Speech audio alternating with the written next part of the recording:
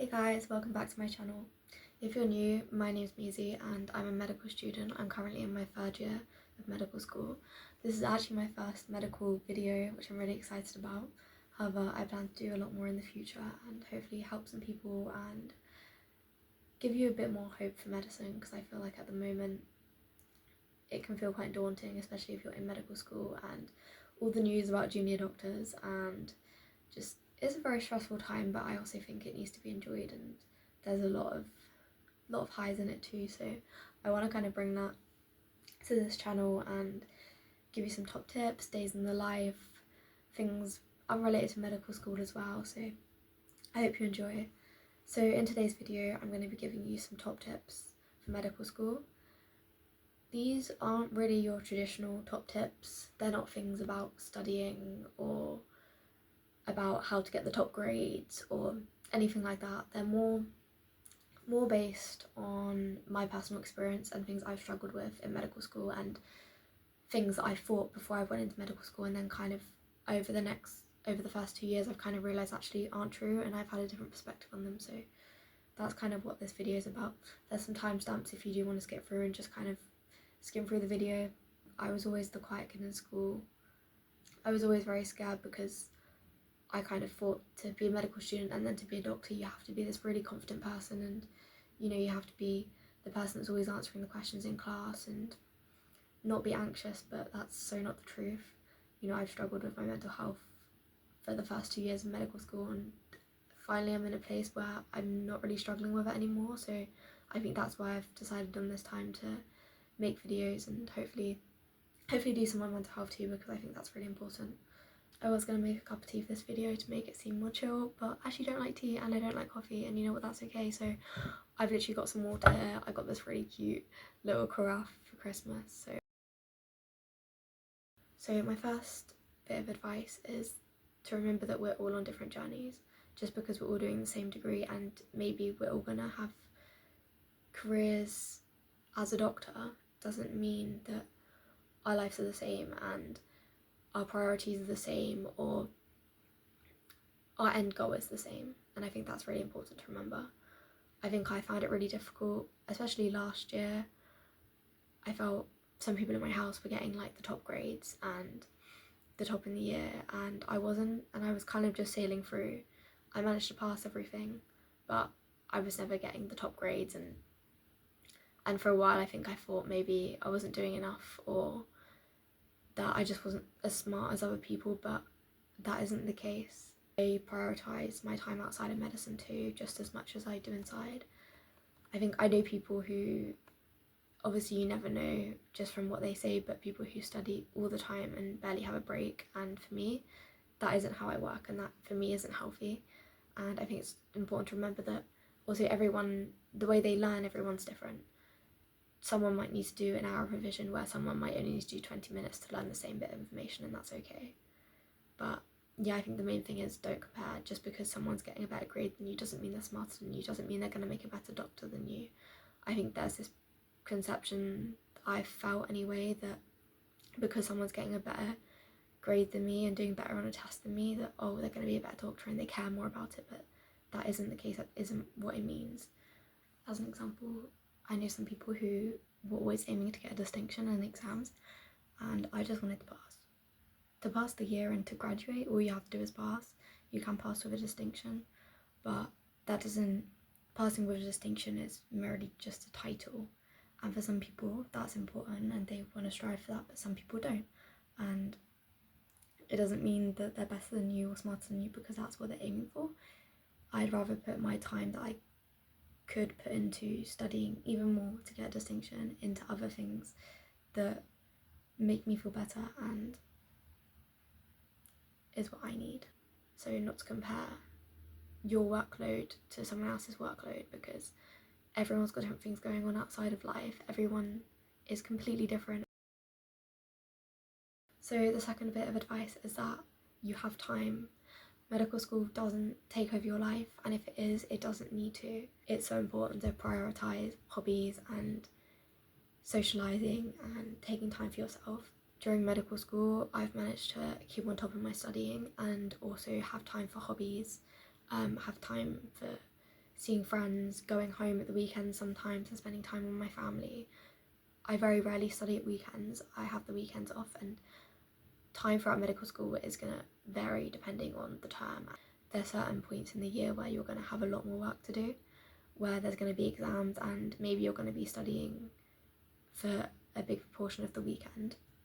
But there's also a lot of time in the term for the majority of the year where I've got my weekends off, and maybe I'll just do one lecture at a weekend or do a little bit of revision for an hour, but I have time to go out at the weekends and do what I want to do, or sleep in or chill. It doesn't mean that you have to wake up really early every single day and work till really late at night. And also I think that's the same for during the week.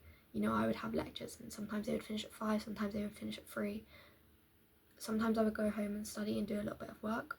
Sometimes I'd be working till like 8 or 9 o'clock at night. But some days actually I would come home and I wouldn't do any work and I'd focus on hobbies. I have a lot of hobbies. I like making jewellery. I've just got a sewing machine. I'm going to start sewing again. I run. Yeah, I have a lot of things I like doing outside of medical school as well, which I still do. Medical school doesn't take over your life, and it doesn't need to become your whole personality to still be a good doctor and still pass and get good grades. Medicine doesn't have to be your whole identity. Medicine isn't who you are. It's a part of you, but it's not who you are.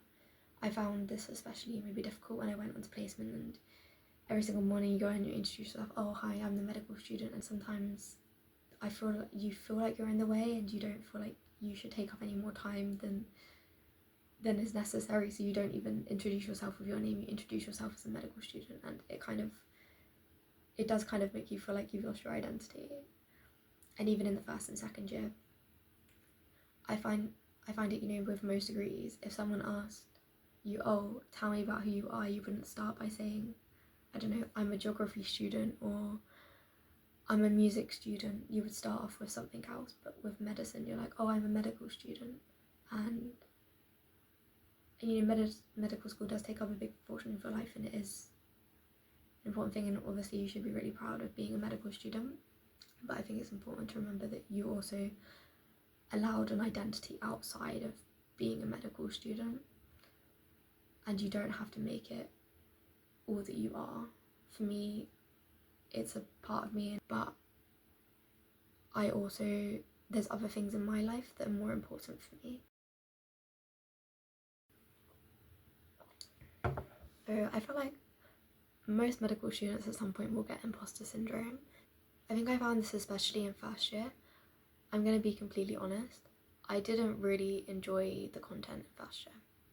I was really struggling with my mental health in first year, which definitely didn't help, but my friends would come out of lectures and would have found it really interesting and be excited to go to certain like activities and things like that. And I didn't enjoy lectures and seminars. I didn't enjoy any of it really, which for a lot of people you might think, well, why didn't you just drop out if you don't enjoy it?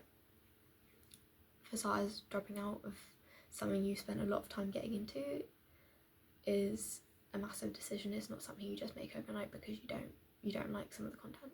I felt like, goodness, I don't like any of the content, so why am I here? Why am I doing this? And I think it's important to remember that you're not going to love every single bit of content. I have had now modules which I've really enjoyed, and I've enjoyed learning the content, and I found it really interesting, and maybe that's something I want to go into.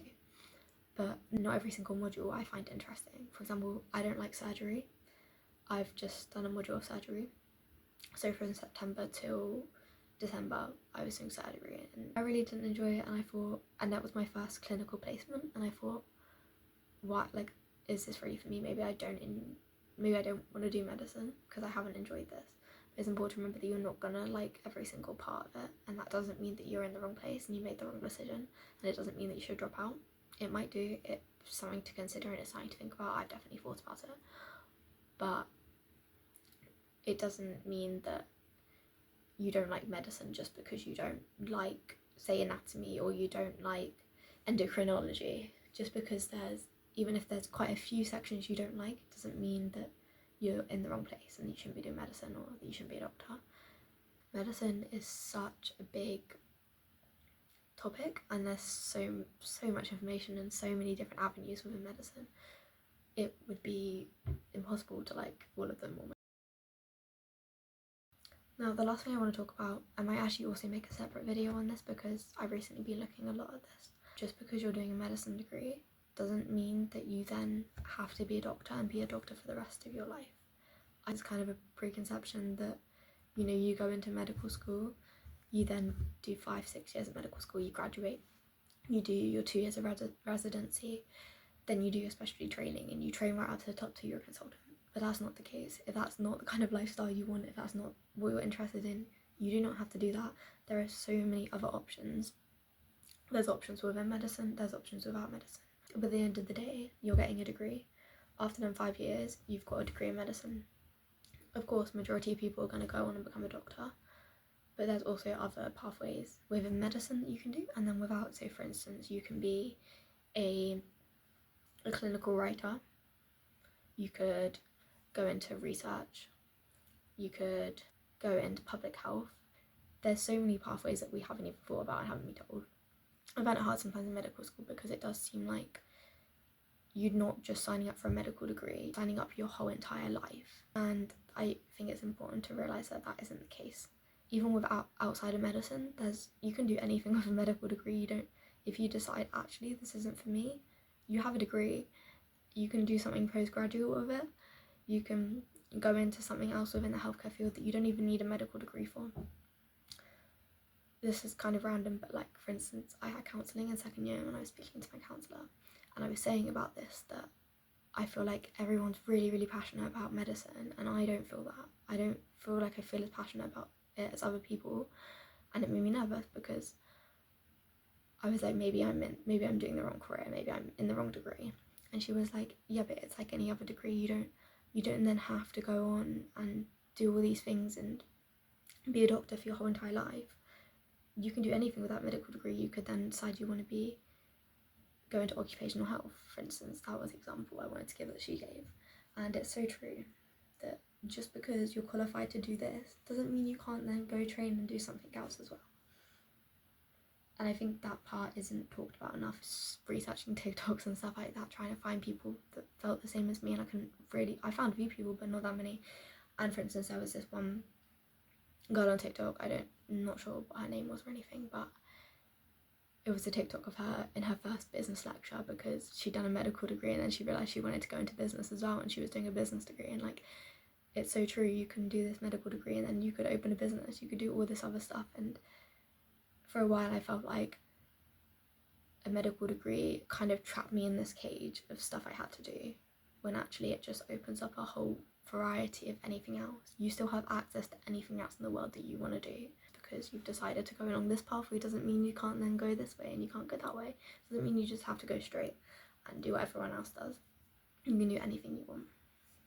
Okay, I feel like that video was a little bit all over the place, and I had like very rough notes of stuff I wanted to talk about, basically just topics of stuff I wanted to talk about.